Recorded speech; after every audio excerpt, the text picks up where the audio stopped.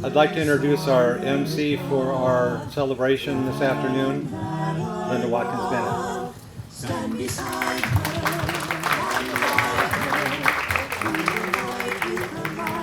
Good afternoon, everyone, and welcome to the second annual Women's Veterans Recognition Day event. I am Linda Watkins Bennett from Action News Now, and I'm really honored to be your MC today.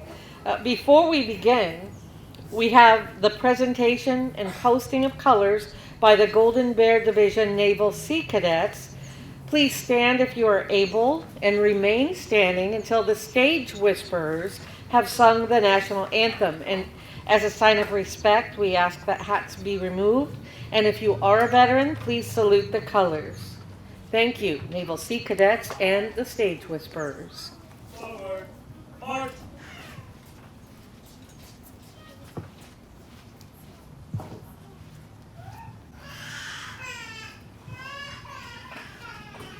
Division, halt. Post, colors.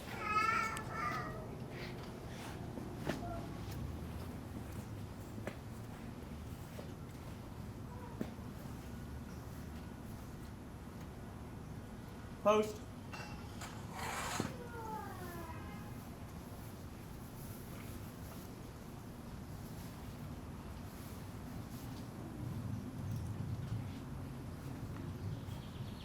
Hand, salute. Ready, two. Left, face. Forward, march.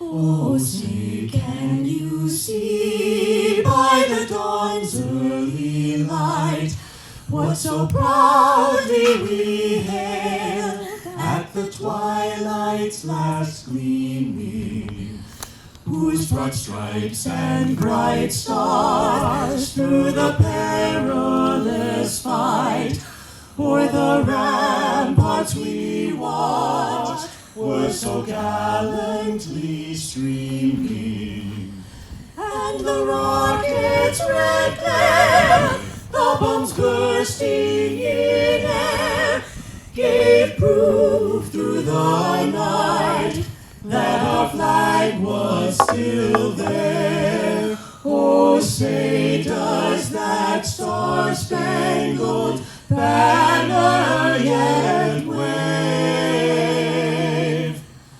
o'er the land of the free and the home of the brave?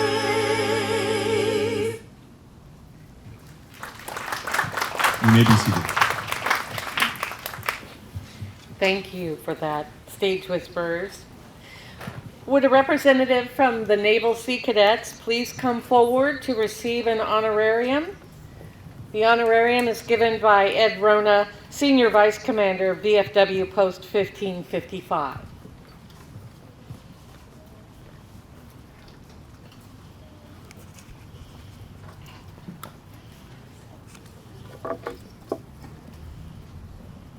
Thank you.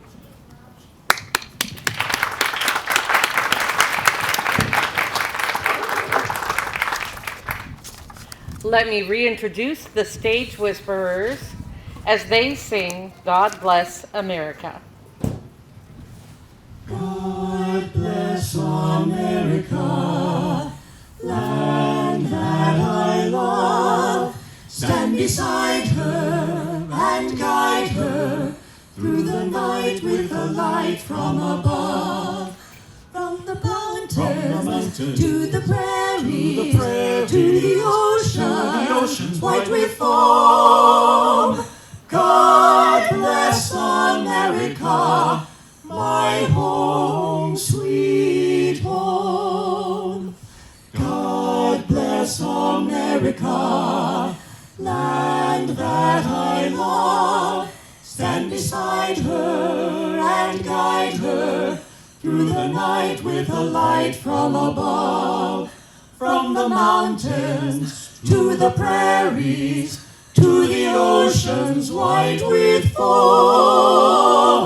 God bless America, my home, sweet home. God bless America, my home, sweet home.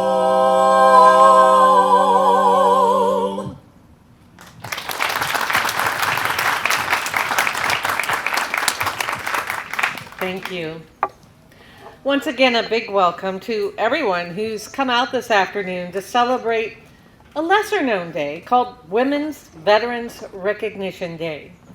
It is a day to honor the many women who served or are serving in our military in varied capacities. You'll hear from some of them today. To honor this day, I would ask all female veterans to stand and be recognized.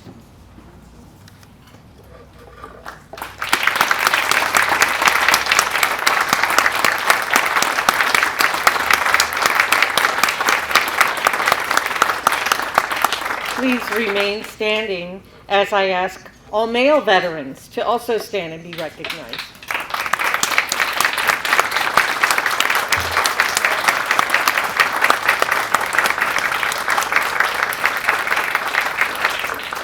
Thank you for your service.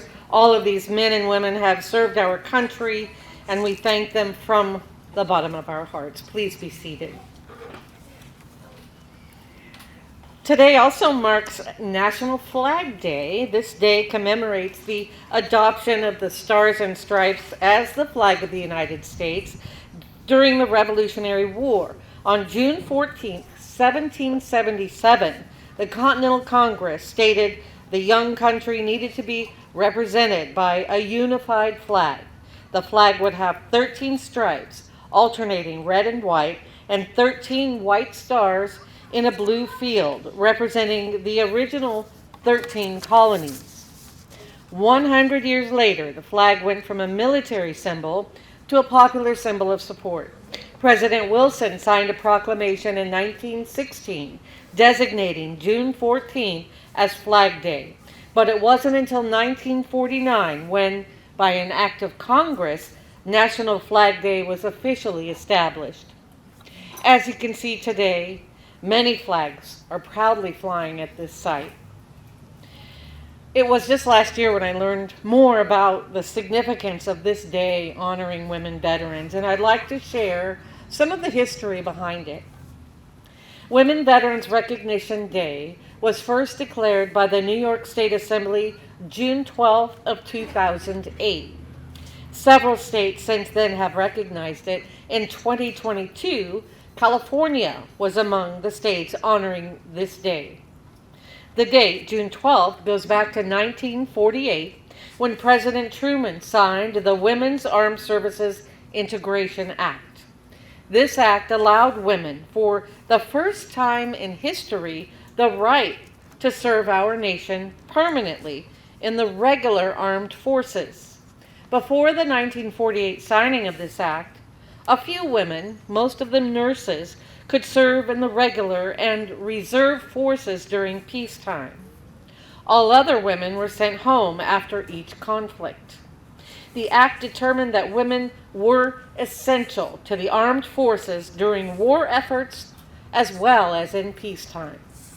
From the battlefields of the American Revolution to the deserts of Kuwait, women have been serving in the military in one form or another for more than 200 years.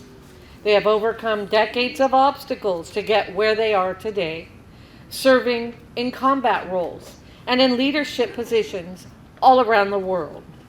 Approximately 11,000 women were stationed in Vietnam. 90% of those were nurses in the Army, Navy, and Air Force. The women volunteered to go as the draft was for men only at that time. At the end of the 20th century and the beginning of the 21st, there were many firsts for women in the military.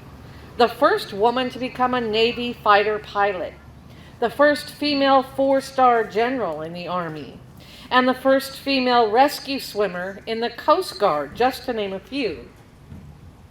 The first Silver Star awarded to a female soldier since World War II was presented to Army Sergeant Leanne Hester in recognition of her actions during an enemy ambush on her supply convoy in Iraq in 2005. Our first speaker today is Dane Bracewell. He will be sharing a short story about a female U.S. Marine veteran who served in World War II.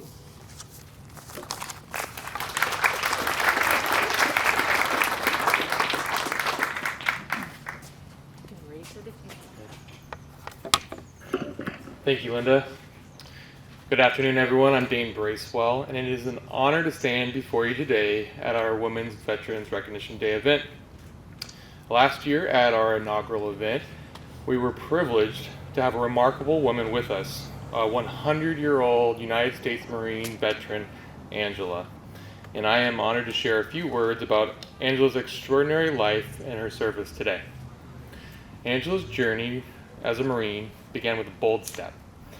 On April 2nd, 1944, her 20th birthday, she marched down to the local recruiting station in Portland, Oregon, and ready to serve her country.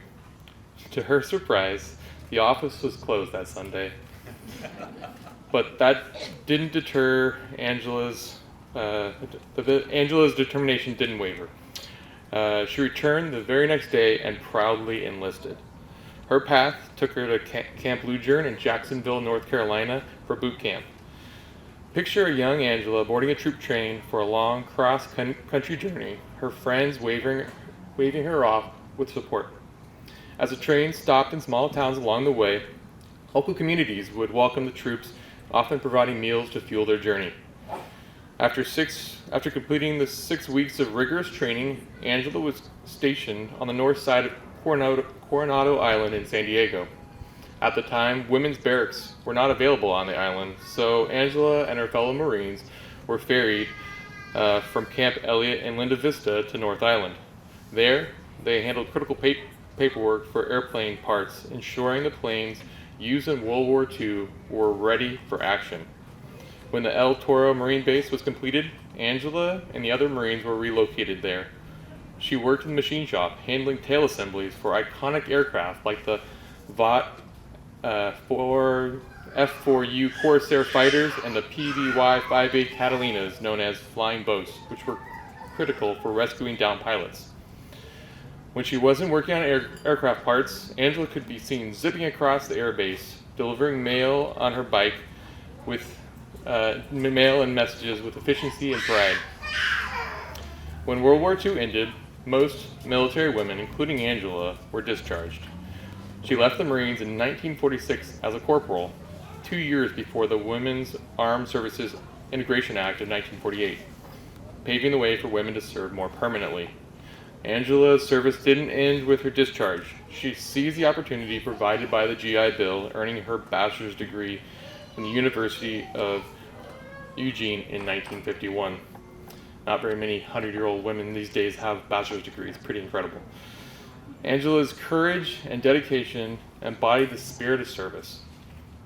Not every woman could join the military like she did, but countless others supported the war effort from home, and we honor their contributions too. Angela was proud of her service, and we, as a nation, are profoundly grateful for her. I'd like to have a special thank you to Kelly and Angela's family that are here with us today. Thank you so much for sharing Angela with us last year. I don't know if anybody was here last year. They showed up, they were in a van. She couldn't get out because it was so hot and getting her in and out, so she was here and we were able to give her a shirt and make her feel special, and it was a really neat part of last year's event. So thank you for sharing her with us and bringing her and letting us share this inspiring story. Let's continue to honor Angela and all women veterans who serve with courage and sacrifice have shaped our nation. Angela passed away this year on January 22nd. Let us take a moment of silence to honor Angela's memory and the incredible contributions to our country.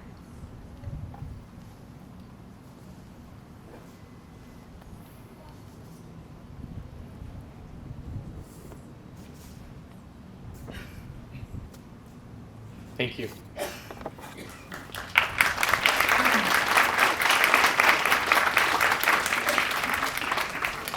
Thank you, Dane. I remember meeting Angela myself. It was quite a surprise.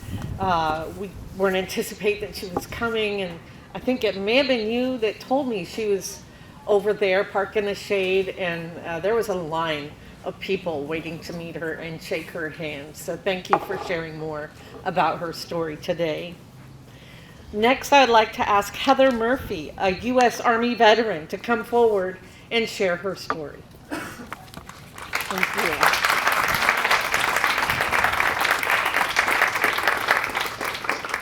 Thank you for such a warm welcome and for sharing Angela's story. So I'm a proud Army veteran, continuing to serve other veterans as I have a position at the Mather VA healthcare system. I enlisted in 1996. I was 22 years old and I was in Ohio when I enlisted.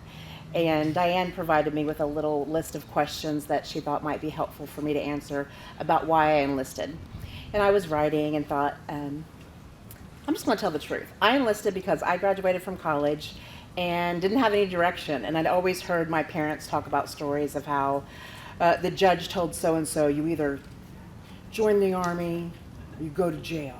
And I thought, well, I don't really want to go to jail, but I don't have a whole lot of direction, so I'm going to join the Army too. So that's how I joined. I thought I just needed a little bit more discipline. All of my friends were going out to find careers and become professionals, and I just wasn't ready, so I thought I would join the military. So I did my 4 years, and then 9/11 happened. And you just kind of get that sense like, I need to be there. I need to be with everybody else. Those are my people. I had children then, and time went on, and they sent me a letter in the mail, a stop-loss letter. We want you back. So I had the opportunity to go back and served 1 year in 2009 in Kuwait, Afghanistan, and Qatar. So that was a really interesting time to leave my 3 children at home with their dad. When I came home, my youngest child called me daddy because she thought all parents were daddies. So she's now 17, and she just kind of growls as she walks by me now. So at least she's not calling me daddy anymore. And she asked one of our least favorite places when we served in the military. I thought I was going to go to OCS. I wanted to be an officer. And then I spent one day there, and I was like, this is not for me. I'm going to stay enlisted. Thank you. And they were like, you're leaving? And I was like, yes, I can't. This is not for me. So I preferred to be an enlisted member. That was more of my calling. So the military taught me that sometimes climbing the ladder in a direction that you thought you were going to climb isn't exactly what was meant for you. And I really enjoyed my career as an enlisted member. And one of the other questions was, what skills did you learn in the military that transferred to your civilian career? So Ann Dunwoody was one of the first 4-star female generals in the Army. And when you're a female in the military, you kind of like to look for those people that represent you, look at some of the quotes they said. And one of her quotes was, when leaders help subordinates overcome weaknesses and mistakes, they help the organization and they help themselves become better leaders. And I don't think you could ask for better advice when you have a career. When someone doesn't know how to do something, help them, because you're going to make not only them better, yourself better, the whole organization better. Sometimes you'll just run across people that don't have the same skill set. They were hired for a job and they just need a little extra training. Just like when you go through, just recently I stopped to get a coffee and the person working just didn't know how to run the register yet. Well, we all have to start somewhere, and someone has to help us. So that was one of my favorite lessons from being in the military.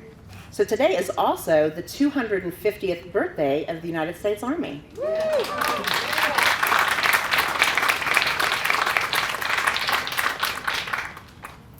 I'm just honored to be here to celebrate this extraordinary group of trailblazers. Your courage extends beyond the battlefields. You didn't just serve, you led. You broke ranks with tradition, shattered glass ceilings, one challenge at a time. For generations, women were told, women don't go to war. Women aren't in combat. leadership roles were off limits. But we didn't accept those limits. We redefined them. We stepped into roles that few expected, and we excelled in every single role. We became pilots, commanders, engineers, strategists, excellent marksmen. You didn't just open doors, you held them open for generations to follow. Through sacrifice and strength and relentless resolve, you have shown the world what bravery looks like and how many different faces it has. You've proven the uniform does not come with a label. It does come with honor, earned equally by all who wear it. Thank you for your service, but even more, thank you for the service toward progress. You have changed the face of the military, you expanded the definition of leadership, and you have inspired countless young women to believe, if she can do it, so can I. To all the women veterans who broke barriers and cleared paths, please continue to share your stories. Your legacy is powerful, your example is unforgettable, and your impact is immeasurable. Light the way by telling your stories. Through stories, we preserve culture, we keep traditions alive. It makes history personal and relatable. We tell stories to others to connect emotionally, gaining a deeper connection. Stories bridge generations. We pass down wisdom to others through stories, strengthen our community, and build trust. Stories highlight multiple perspectives. Women bring diversity with restoring a fuller picture of the past. Your stories will inspire and teach others, support critical thinking. Storytelling doesn't just tell what happened, it helps us understand why it happened. Your story could be exactly why a younger generation of veterans seeks the help they need, gets the resources they need to heal. You balance family with deployments. You led in the face of adversity and proved time and again that patriotism knows no gender. Keep history alive and share your story. Thank you.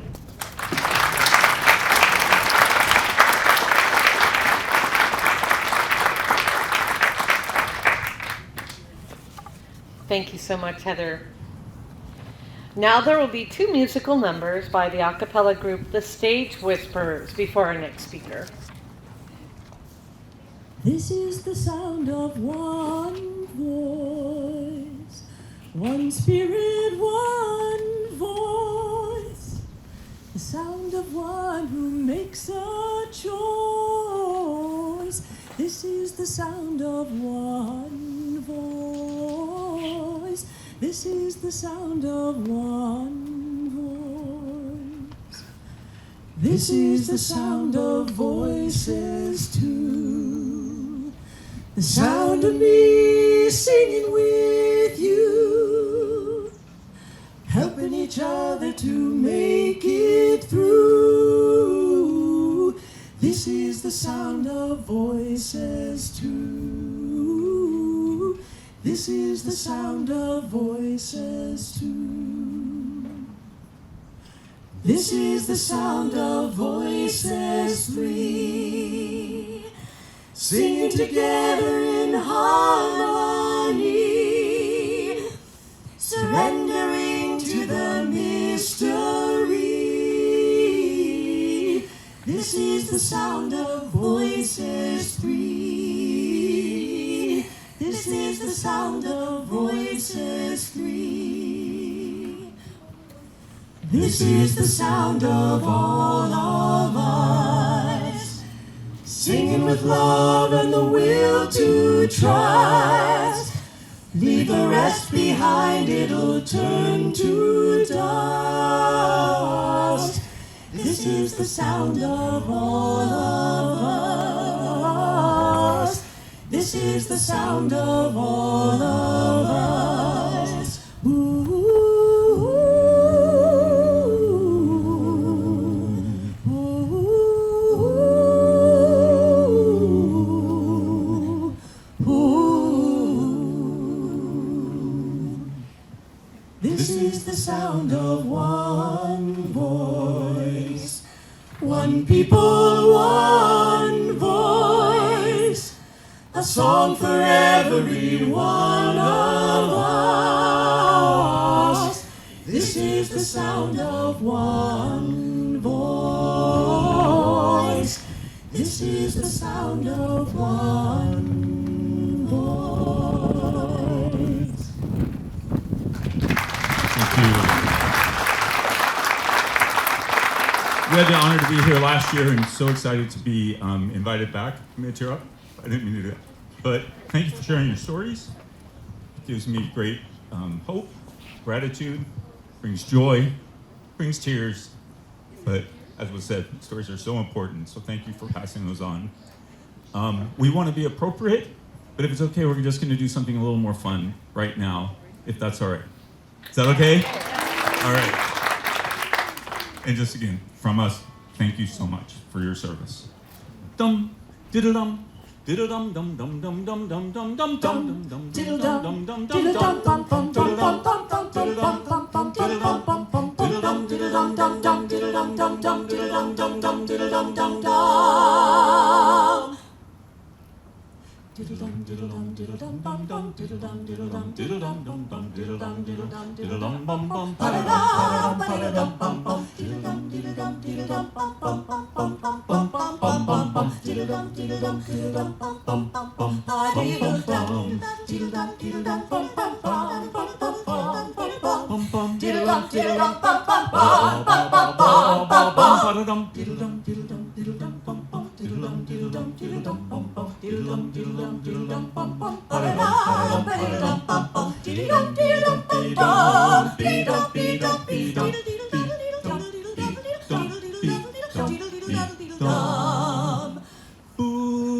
Booty, booty, booty, booty, booty, booty, booty, booty, booty, booty, booty, booty, booty, booty, boo boo booty, booty, booty, boo boo booty, booty, booty, boo boo booty, booty, booty, booty, booty, booty, booty, booty, booty, booty, booty, booty, booty, booty, booty, booty, booty, boo booty, booty, booty, booty, booty, boo boo booty, booty, booty, boo boo booty, booty, booty, boo boo booty, booty, booty, booty, booty, booty,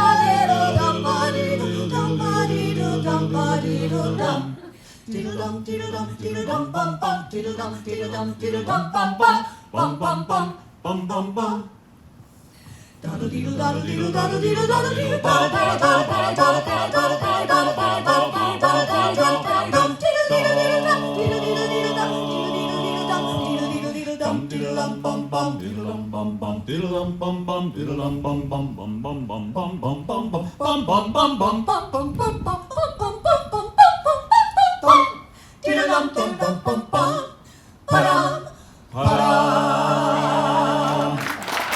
Thank you so much.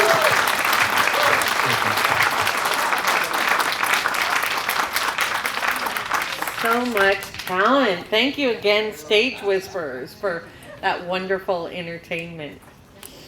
Next, I would like to bring up to the podium, and I am honored to introduce Claudia Lozano Diggins, who is currently serving in the U.S. Air Force Reserve.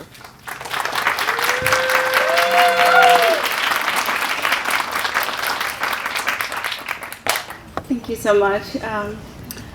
Good afternoon, everyone.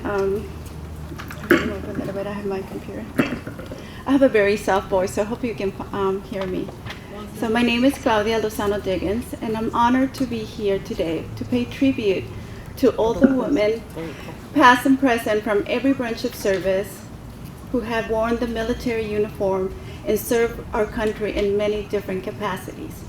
It is a privilege to share my story and to have served alongside so many courageous women I want to share with you some of the pivotal moments that changed my life.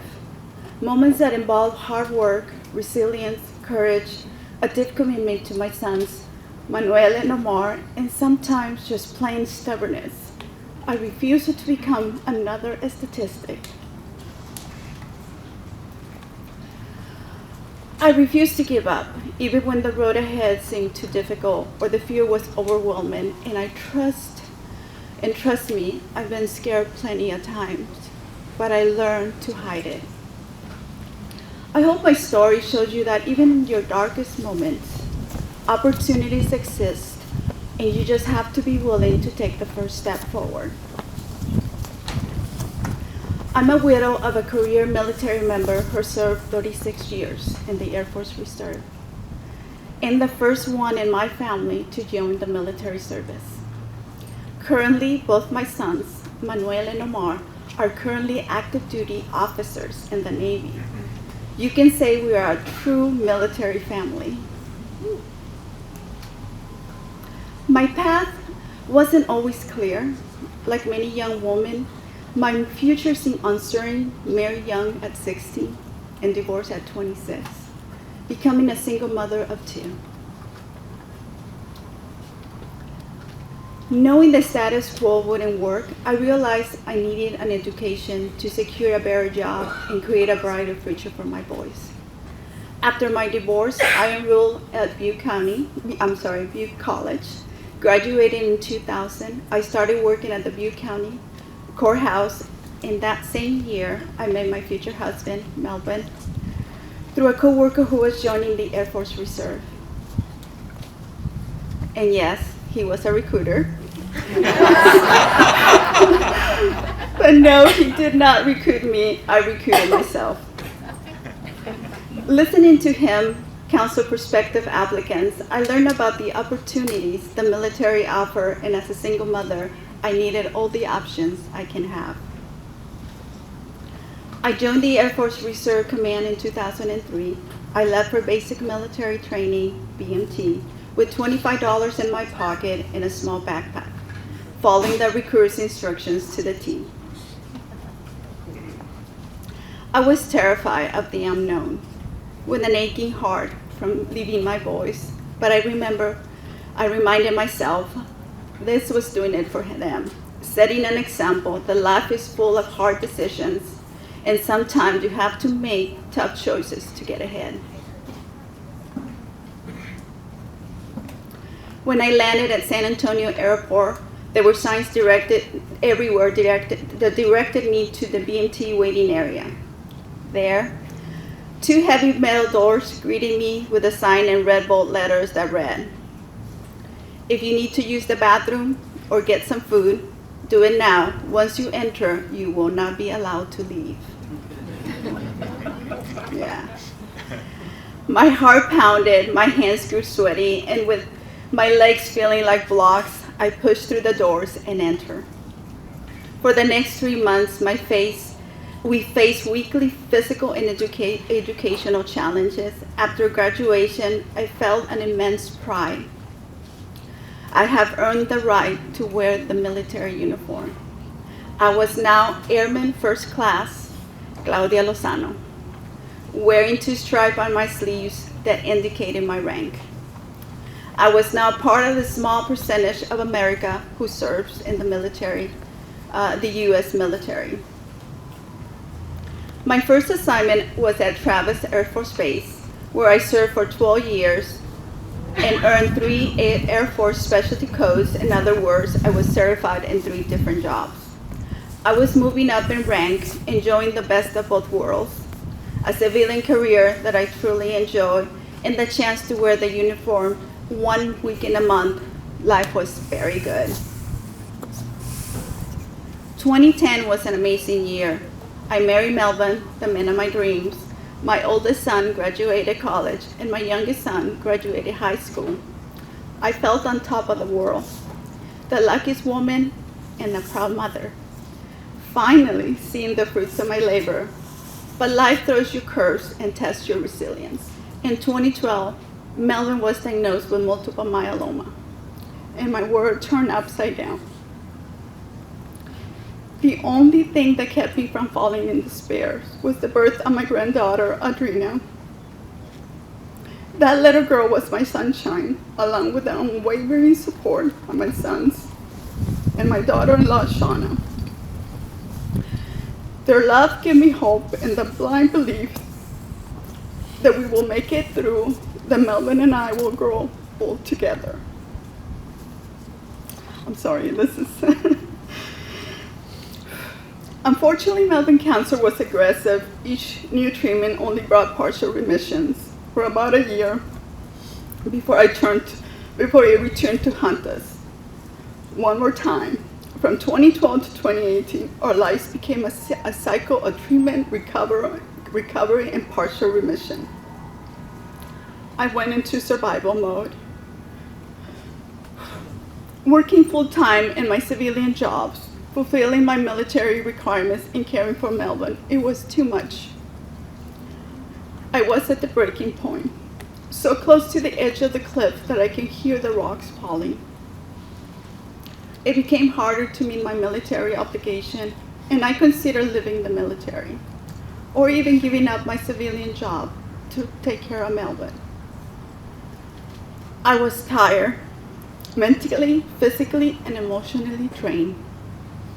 My light was dim, my strength was weakened. Then a ray of light appeared. Chief Master Sergeant Masters, now retired, and a strong lady and a role model. She came to my aid and helped me find a job at Beale Air Force Base that allowed me to remain in the military while continuing to care for Melvin. If it weren't for her, I probably wouldn't be here standing in front of you telling you my story. In 2018, Melvin passed. I was 48 years old and a widow. The pain was so intense, my entire body hurt. I questioned my purpose. Manuel had moved away to his first assignment with his own family, and Omar was starting his military career. For the next several years, I existed, but I wasn't living. My life became work, home, and visiting Melvin's resting place. Then in 2020, during COVID, another ray of light. Lieutenant Colonel Martin, my force support commander, who had helped transition transition from active duty to the reserves, offered me my first active duty assignment. This was huge. I had worked for the Corps for 20 years with no intention of doing anything else but being a public servant that had always given me a sense of purpose. I kept asking myself, are you sure? You are 52 years old. Is it wise to change careers at this stage? But I knew something had to change. I couldn't just exist.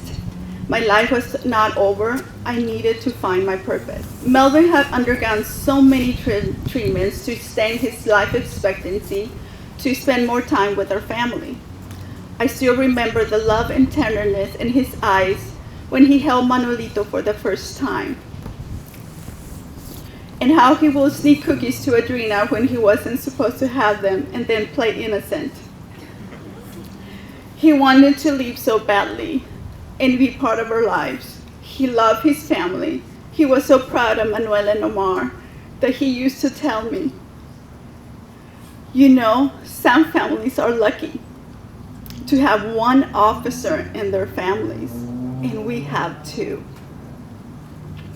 How can I surrender? How can I give up? So I took the assignment. For the next 2 years. Life was still the same: work, home, cemetery. Just a new job. Then one day, my new supervisor, Senior Master Sergeant Jeffries, came into my office and handed me a sheet of paper saying, you need to apply for this job. Which I responded, the deadline is tomorrow. And he says, you have time, let me know if you help me. I applied, had an interview, and a job offer. If I accepted, I will have to relocate move out out of the home that Melvin and I built. I felt like I was abandoning him. But my good friend Susan, Kelly, Jeanette, and Belinda, and my family encouraged me to take this step, reminding me that you carry your loved ones in your heart. So I did. I relocated to Southern California to March Air Force Reserve Base, where I'm currently assigned. For the first year, I questioned my sanity. I missed my home. But today, standing here in front of you, I can tell you it was the best decision that I ever made. It helped me begin my grieving process. During this time, my youngest son, Omar, married Rachel, and our family was blessed once again with the arrival of his first son, Andres. Currently, I'm pending another new assignment that will allow me to come back home. Life is good once again. My story is not unique among women in the military. They balance demanding careers with family needs, fueled by fire in their hearts that refuses to let them give up. Thank you so much for taking the time to attend this event, to honor them, and remember to have courage to make the difficult decision that will enhance your life and the life of your loved ones. Thank you.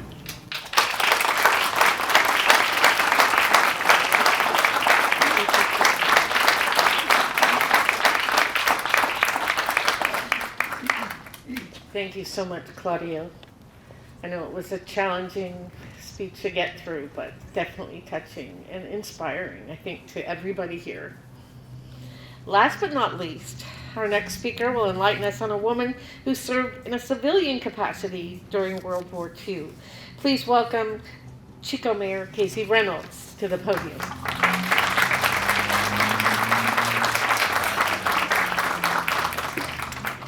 Hello.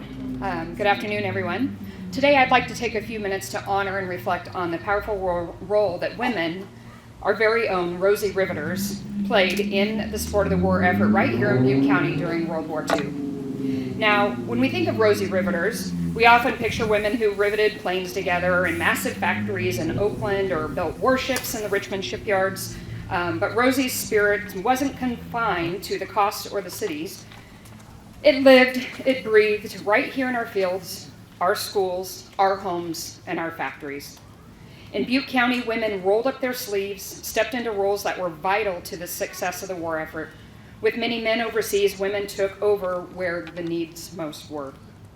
They worked in the land, keeping the farms running, harvesting crops, and ensuring a steady food supply for soldiers and civilians alike. In a country as agriculturally rich as ours, this wasn't a local nor a small effort. It was a nationwide contribution as we feed a lot of the nation from here in the North Valley. Some women left Butte County to join the industrial front lines in places like Sacramento, Richmond, Oakland. They became welders, riveters, and assembly line workers, true Rosies, helping to build the planes, the ships, and the powered alloys that brought us home to victory. Back home, others supported the war through civil service. They planted victory gardens, organized war bond drives, volunteered for the Red Cross. They didn't need overall rivet guns to be patriots. They served with typewriters, garden tools, and incredible resolve. Let's not forget the local importance of local training programs, where women learn new skills to prepare for technical jobs that once seemed out of reach.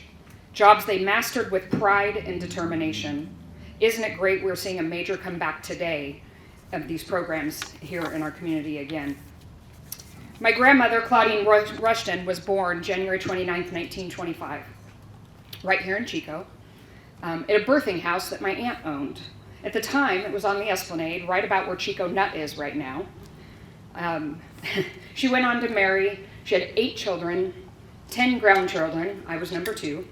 And I think we have 4 or 5 great-grandchildren now. I'm not sure. I can't keep up. There's quite a few at this point. During that, we were planning a 100-year birthday for her. And while we were planning this 100-year birthday, my aunt and I were talking, and my aunt told me, "Did you know Grandma was a riveter?" And I was like, "She was? How, like all these years and all these talks and all these things, how did I not know that?" And she said, yeah. And she said, do you know what you are? And I'm like, a granddaughter of a riveter? And she says, no, you're a rosebud. Every daughter or female descendant is a rosebud, and every male descendant is a rivet. So I'm really glad I'm a rosebud, not a rivet. But anyways, my grandma also did something really interesting. About 2 years ago, she was having some health issues, and we weren't sure there was going to be another Thanksgiving. So we had the whole entire family come together on Thanksgiving to honor her. And I think we had kids coming in from 3 different countries, to make sure. And we only had one grandchild that didn't make it. But she did something really interesting, and I'm sharing this with you today because I thought it was really cool. And if any of you ever want to do this, I think it'd be cool too. So she doesn't remember what she ate for lunch yesterday, but she remembers everything else. And so she's starting with the oldest child, going all the way down to the youngest great-grandchild, allowed you to choose something out of her glass curio and told you the story behind it. So we all went down and we all got the stories, and she remembered them all, and it was amazing. And then we got to the jewelry box. And I love jewelry and I love bling, and I picked out a couple of pieces of bling. And I also picked out her scarf. So Amazon thinks this is what a Rosie Riveter scarf looks like. This is what a 100-year-old woman's Rosie Riveter scarf looks like, and this was my 100-year-old grandmother's.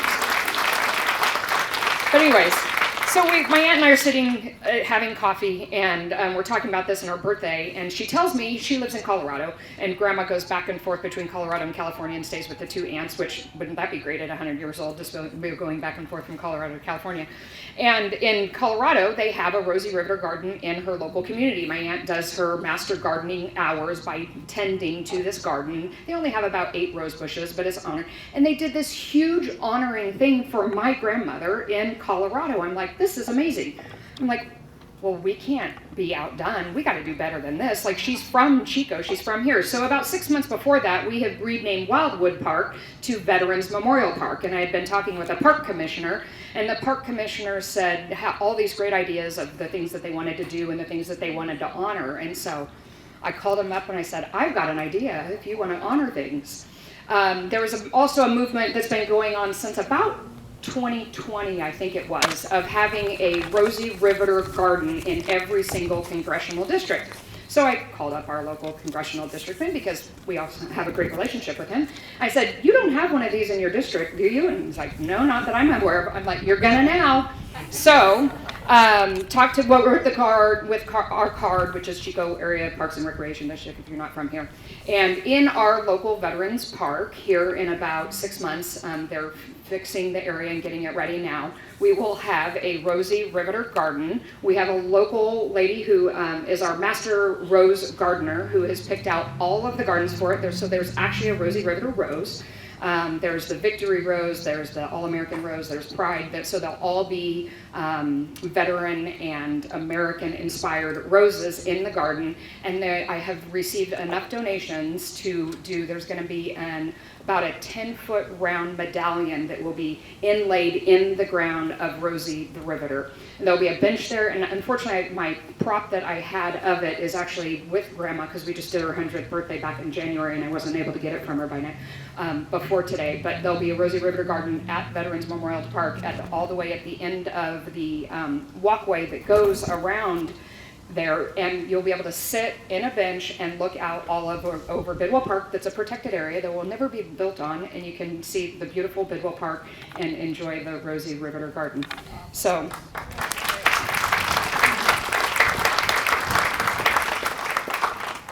Butte County may not have had towering shipyards or roaring factories like the big city.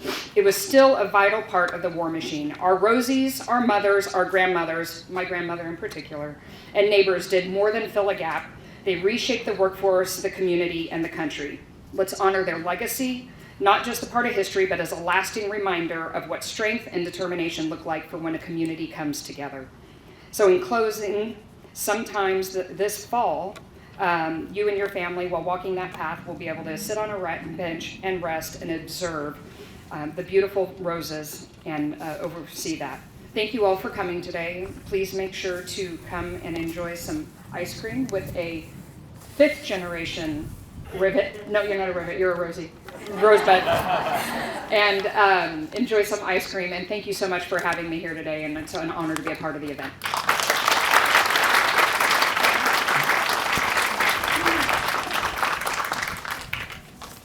Looking forward to seeing that rose garden. Thank you, Casey. I'd like to recognize some special people who have helped make this day possible. A big thank you to Bob and Dane Bracewell of Newton-Bracewell Funeral Homes for hosting this event.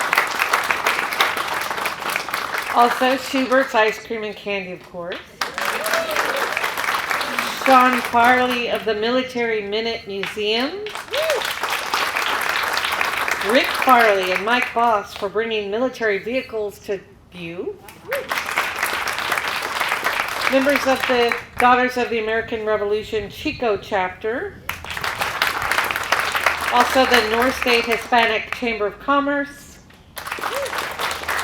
Scout Troop 9 and Scout Troop 1555. We do have sponsors listed on this banner, there we go, and other community members who helped make this possible in so many ways today. And I would like to ask the We Love Veterans Committee, Christina Clarici, Advanced Planning Specialist with Newton-Bracewell, Ed Rona, Senior Vice Commander, VFW Post 1555, and Diane Rona, Veterans Affairs Voluntary Service, NSDAR Deputy Rep, to come on up for a moment and be recognized, please.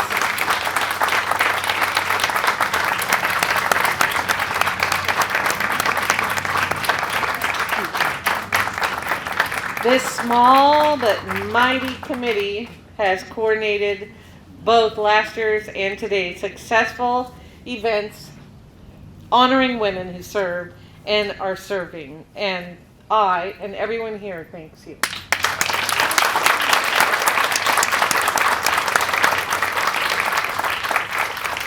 We encourage you to take a look around at the booths that have been set up.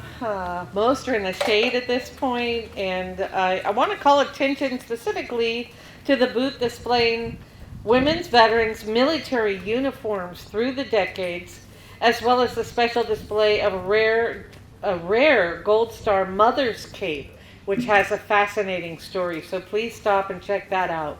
Also, be sure to visit Schubert's Ice Cream Cart and our most recent Rosebud. I don't know if you're the most recent, but thank you.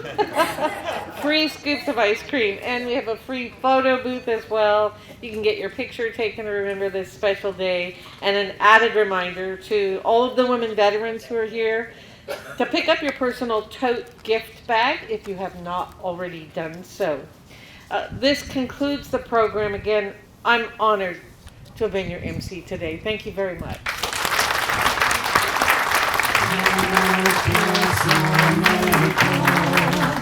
Land that I love, stand beside her and guide her through the night with a light from above. From the mountains to the prairies, to the oceans white with foam. God bless America, my home, sweet home. God bless America, land that I love.